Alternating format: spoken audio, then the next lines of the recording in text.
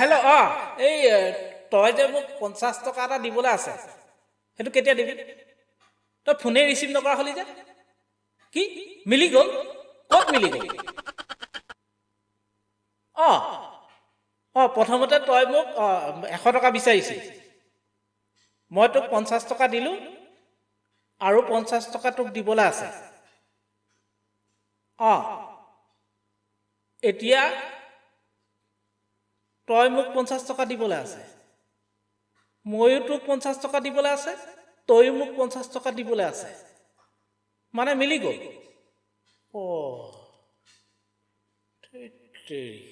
আৰে